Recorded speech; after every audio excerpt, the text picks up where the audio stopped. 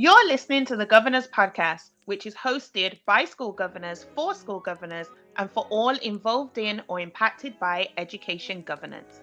On the Governor's Podcast, we have open, honest, and transparent discussions about governance in the UK education sector, sharing and providing insights into the realities of entering the boardroom, sitting around the governing board table, and leaning in.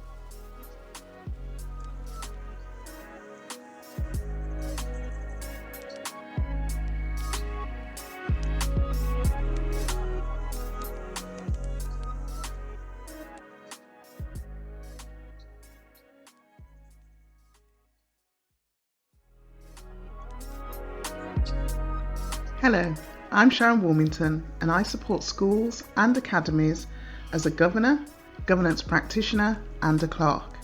I'm also the CEO of the National Black Governors Network, supporting the education sector in diversifying their governing boards. And it's Olivia D Hinds here, an under 30, unapologetically black female who is changing the face and space of school governance. And you're listening to the Governor's Podcast.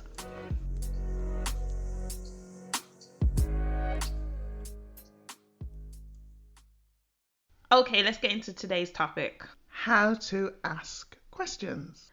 When to ask questions.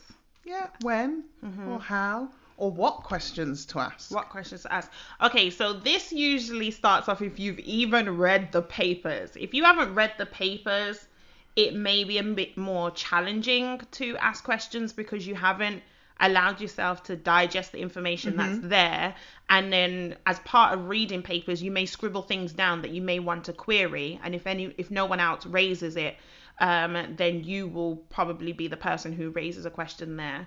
I would say, depending on how your meetings unfold, you may have people who do a verbal update on the paper. Yeah. So you have to wait until that senior leader has finished speaking, because that's what I struggled with at first. I was like, okay, they're doing a verbal update on this paper. Do I ask questions after they finish the section? Or do you interrupt them? Yeah, that is a difficult one. Yeah. Which is why I think verbal updates should not be the norm. Okay. And should only happen with items that you couldn't have done a paper for. Right, okay. If that makes sense. Because if you haven't got something to read in advance and there's a lot of information to digest, if you're like me, I'm a completer finisher, meaning I like to read things and I like the detail of things, and a written document can give me that. To listen to even 5 minutes and retain information to then ask questions is not always easy for everybody. Some people can do it and they can just have the questions as they're going along. Yeah. But I know my learning style. I need to digest information before I can even start to question something. Yeah. So I think that's why my preference will always be written reports. In paper. Yeah.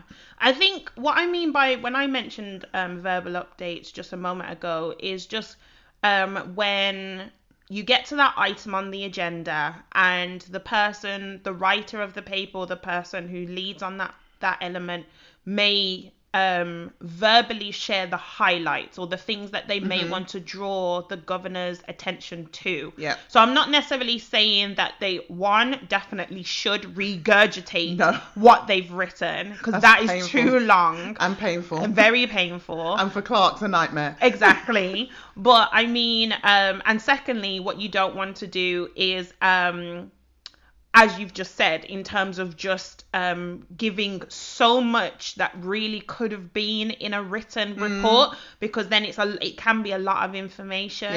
Yeah. So I would definitely say when it comes to asking questions, it could start with things like clarifying, like a bit of clarification if there's something that's been worded or you want further explanation, because the papers themselves shouldn't be overly exhaustive in a sense where they borderline too operational. Yeah. But you as a governor may want a bit more context on something that has been mentioned in a paper. And it's a balancing act, because you've got to ask the questions. A question is always really seeking clarification or a request for more information. Yes. And so it is a balancing act so that you remain strategic, although some of the questions may require a sort of dip down into operational. Yeah, just slightly. But the key is not staying down there and recognizing if you are getting too caught up in the detail of something. Yeah. Because the three things that governors are focused on, or should remain focused on strategically, is setting the strategic direction, overseeing financial probity, and holding the leadership to account. And so your questions need to almost bear all three of those things in mind, or the ones that are most relevant at the time of the meeting. Yes, yeah, absolutely. Because the financial probity may not come up in a question that is about curriculum or something. Yeah, exactly. Exactly. But yeah, unless you're talking about increasing teacher numbers or increasing student numbers or you know the cost of something, then yes, and they all intertwine. But it's being, if you're not used to asking questions, then I would say those three things are your starting points. But if you've got experience of governance and you've been around the table a while, you'll know or you'll have a greater understanding of what's strategic, and you'll stay there. But equally, there is a different questioning level, in my opinion, when you are around a full governing body table, to when you are in a committee situation. Yes, of course. So if you are in a committee, then you can go slightly deeper. Because sometimes in some schools, the committees are almost used or in place to allow you for that depth. Absolutely. So that when you are then in an LGB meeting, you don't have to go to that level of detail because it's covered at the various committees. Yeah. So I'm speaking from experience at one of the schools I'm a school governor at, whereby it has a committee structure, and I know the LGB meetings, the paper or the pack of papers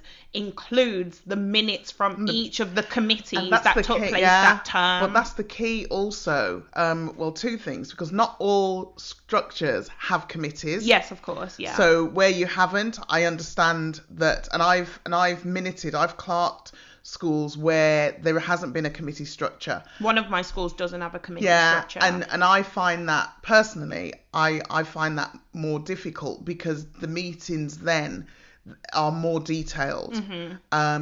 Whereas in a structure where there is the committee, governors know that if they read the minutes of each of the committee meetings, they'll get caught up. They will get caught up, especially the meetings that they're not part of. Yes. Yeah. Then that in itself can save. It can either save. I don't like the word unnecessary, but you know what I mean. It can save asking certain questions at the meeting if the information is there. Yes. But also it can help to generate questions. There's that too. For clarity. Of course. Again, you know, if you're not part of this committee, the finance committee that's made a decision about something, then you can ask that question. And the thing is, it allows different people to be responsible for answering those questions. For example, the school that I'm at that has a committee structure, because I'm the chair of the teaching and learning committee, when you get to that item on the agenda on the at the LGB meeting, when it's a case of the minutes of the teaching and learning committee meeting that took place that term, the questions aren't then directed at the chair, the head, or even the senior leadership. The questions go to the chair. And the first time that happened to me, I was like, whoa, because it got to that item on the agenda, and the chair of the LGB said, okay, we'll now hand over to the chair of the teaching and learning committee for any questions that you may have regarding the minutes for the meeting for that committee. And I was like, if the head would like to kind of, you know, support because this was my first time. Panic mode. And then the head was like, in a jovial way, not in a case of, no, Olivia, this is for you. It was more a case of, no, I'm sure you'll be fine, chair. I was like, wow, okay. Just threw you under the bus. Yes, because then it's checking that I guess it's a part of the accountability of everyone. It makes sure that me as chair, that I know what I led the meeting on, and can I take questions from fellow governors who are not on that committee and really explain what was discussed if there is a question around something that needs to be discussed. Yeah, what I do, wearing my clerk's hat for a moment, is when I've got a new committee chair, I sort of prepare them for their first, whether it's the LGB or in the case I'm thinking of, the trust board. And I will say to them, just feedback 3 key items and any decisions that the committee made. And I will do that in advance of the meeting, sort of give them a heads up, just so that you know. At the meeting, you will be called upon to just summarise, and I use the term summarise, and I always say 3 key points because it keeps it tight. Exactly. I have been in situations where they've almost regurgitated the meeting, and I'm like, really? Like, you don't want to do that. You don't want to do that. And I selfishly was just thinking about myself and the minutes, thinking I don't want to have to minute this, which is a regurgitation of the minutes that are already there. Yeah. So when you are thinking about your questions, if you are reporting back as a committee chair, then you can almost preempt some questions that may be flagged in the minutes. Like, you'll notice in the minutes that this and this is what's happened since then, or whatever. Because some of the meetings will have taken place over a term. Yes. So and the committee meeting, the committee meeting could have taken place at the beginning of term, and then the full governors or the trust board is at the end of that term. But a good 6 weeks could have happened in between, and so things could have happened. So it could be used as an opportunity to update. Yeah. But always be prepared for questions. Like a follow up to the meeting, since the meeting. Based on the things that were mentioned at the meeting, because there could have been like pending actions. So those are the things that you could potentially raise, or kind of preempting what is going to come up on the agenda in the coming term. So it could be that, we wanted to potentially discuss this at the last committee meeting, but because of the timing of getting data in or whatever, then we've decided that we are going to push that item to the next meeting. So you're letting the LGB know, because then the LGB is like in between one committee meeting and the next. But what I was going to say, in terms of going back to my point about clarification, it's a case of not being afraid to ask questions about all of the abbreviations that exist in education. It's a whole different language. You've got to be sensitive to the fact that all the people that you're usually asking questions of, they live in this world. Yeah. So they are used to speaking to each other in that language. It's what I call assumed knowledge. Exactly. But if you are a new governor, it could be that you just focus on trying to get yourself comfortable around the table by asking questions about terminology that you've seen, or even specifically abbreviations. I know that at a recent meeting I was in, I wasn't a new governor. I was experienced around this particular table, but there was a new abbreviation that I wasn't familiar with, and we were talking about exams. And obviously during this time of COVID and lockdown and exam cancellations and everything, I wanted to check that the abbreviation that I was seeing, like what that meant and how that could potentially affect students and things like that, just so that it's a case of, if it ever is referred to again, we've got a reference point. So, sometimes people look at minutes to track the actions that have taken place and things, so that you're not just getting into a cycle of just doing the same thing. So there was an abbreviation that was mentioned, and I flagged it just to kind of ask what it meant. And it turns out it was an exam board, because with exams being cancelled and some exam papers that students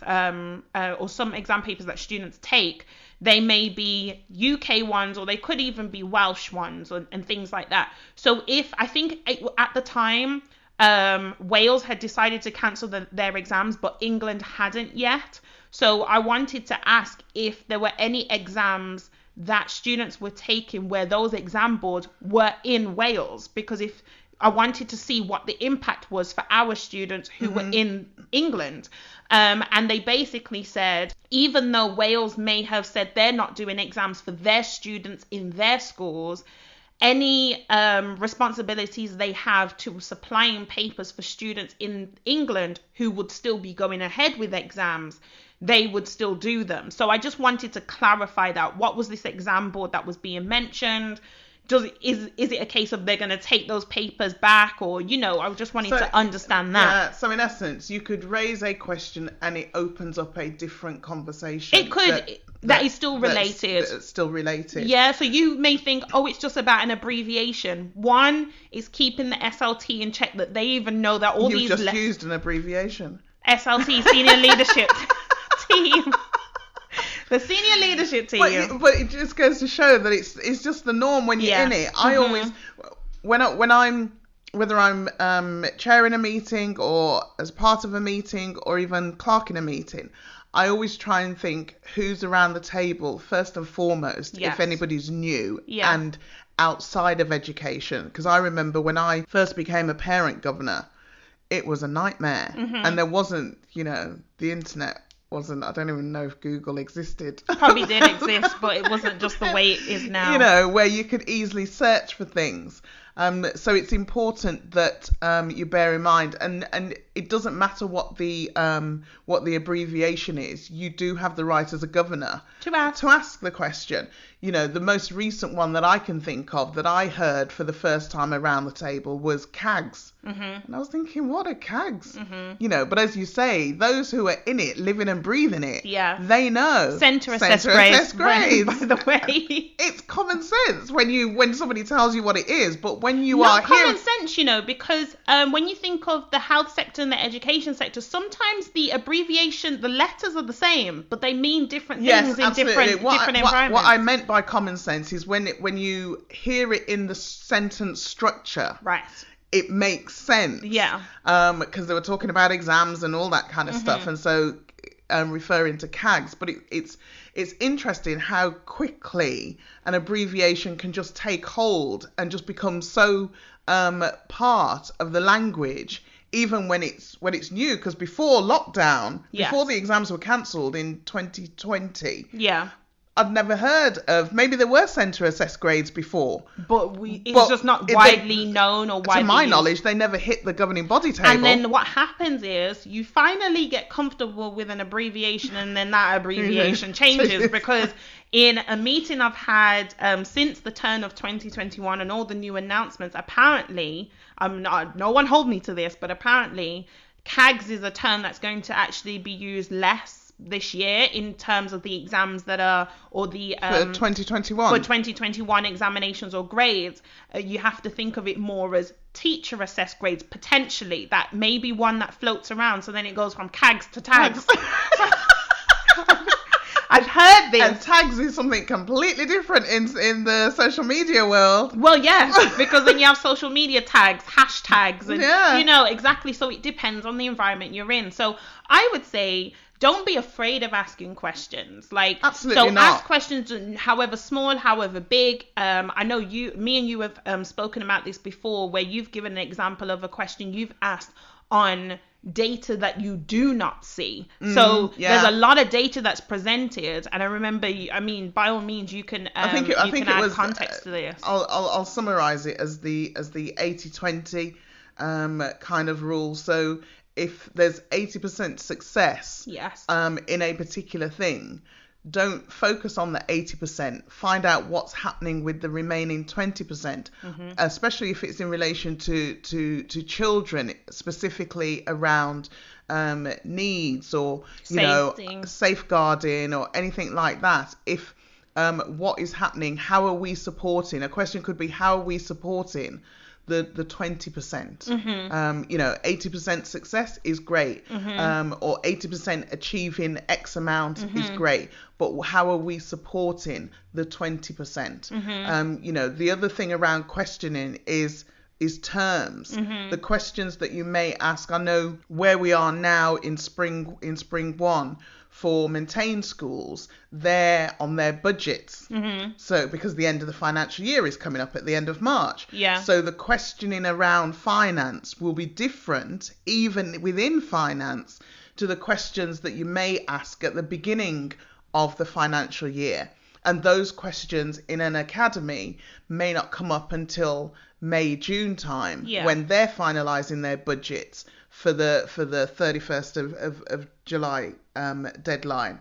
So think about the term as well as the committee or the subject matter. The time of year can make a difference to your questioning, and that's why some meetings can appear quite heavy. Yes. Yeah. In terms of information and questioning, there's a lot going on. Yeah. And others can it's almost like, wow, that was a nice meeting, because it just has a different kind of feel. It's a bit lighter. I think you find that at the beginning of the academic year, because if your first any level of strategic body or governance meeting in a school, your first one may not be until the end of September or the beginning of October, but the last one you had could have been May or June. So if you think of that, all of July, all of August, and it's not even just the whole months that have gone by that you haven't really connected with the school or had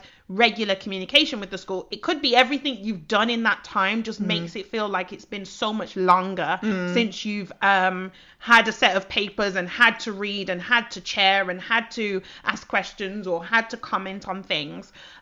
So it could be a case of the first meetings of the academic year feel the heaviest, because you're just getting back into everything, all the declarations. That's when all the admin autumn term is always. Have you done this? Sometimes those are the questions. Have you done this? Have you done that? Have you signed here? Have you dated here? Have you updated this? Have you read the website and seen that everything is accurate about you on the website? It's all those little things that then add up and can lengthen a meeting. I think that's an important point that you've just made there, as well as asking questions of the senior leaders of the school. How many governors ask themselves questions? How supportive have I been to the school? How effective this have term? I been? How effective have I been? How engaged have I been? Have I been accountable to the role that I've signed up for, or the roles if you've got more than one? Have I honoured the commitments that I've made? How many meetings have I attended? Yeah. Because, do you look at your own attendance? How many apologies have I sent in? And it's not that it makes apologies bad, but it asks yourself, are you still as committed as you were when you wanted to start? Yeah. Are you holding yourself to account? Yes. That is a fundamental thing, I think. Are you holding yourself to account? So in terms of your takeaway, then that's it. No, it's true. Your takeaway always seems to be the last thing that you said. because it's almost like light bulb moment. I as governor, have I allocated sufficient time to read the papers? Have I been true to my role? Have I responded to that email? Yes. Have I completed that form? Have I done the training that I know that I need to do, but also any that I may have agreed to do or requested to do, and then it fell by the wayside? So I think the first level of questioning starts with you. Wow, that's kind of deep. You're welcome. That's kind of profound. I would say, it's funny. I actually feel like, just like a previous episode, I actually feel like my takeaway here very much leads on from something you've said. But I would word it as my takeaway being the power of asking questions comes from your willingness to not be passive. What? So if you do not want to be a passive governor, someone who literally holds the seat but doesn't make any sound from the seat, then be curious. ask something. So if you are willing to not be passive, then your questioning in itself will be impactful. You won't see questioning it as something, it's a barrier, or it's a problem, or it's a challenge, or I can't do it. I need to ask a question here. Or it needs to be a detailed question, or I need to be super knowledgeable in order to even feel myself worthy to ask a question. No, you just need to be committed to not being passive. And your question in itself will be impactful, because your question will come with some sort of intention. It will either come with an immediate answer, or it will trigger a thought. There are times when I've asked questions and the head teacher or the senior leader who my question is directed at, or a fellow governor, because sometimes you may find that you're in a conversation, you're in a discussion, and you're asking a fellow governor their question about their question, or asking them about their activity, and it's intentional, but they'll say, "Oh, I never thought of it like that." Exactly, that's the key. I never thought about that, or it sort of throws up an option, another option. Yes, you could have 2 or 3 options in front of you that have been laid out, and all the due diligence and everything has been done, and waiting for a decision. And a governor could come with a question that isn't even on the table, but then it's something you've not considered, but it's like, ooh, that's a good idea. Or we can given a different perspective. Exactly, you can explore it. So I feel like if you are someone, if you look at yourself as a person, and you just think, I don't want to be passive in any space I'm in, particularly in a space where you're there to influence and support and challenge in a positive way. If you are committed to not being passive, then you will make every question you ask and any question you ask intentional. And that's what I mean by my point. Absolutely. That makes sense. Thank you.